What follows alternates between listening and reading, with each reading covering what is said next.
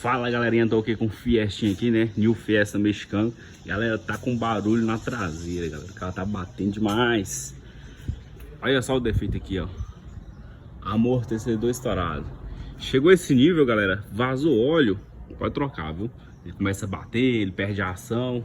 Então aqui, ó, vamos substituir o amortecedor e zerou o problema, né? Olhei a suspensão, o carro tá filezinho.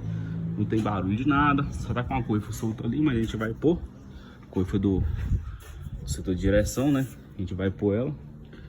Tá aqui, tá. Tá solta aí, ó. A gente vai pôr uma braçadeirinha nela e zerou. Um vazamentinho aqui, provavelmente no retentor da seletora. Certo? Então o barulho, galera, é só isso, problema do carro.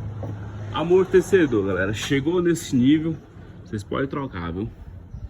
Aí já não tem o que fazer mais não.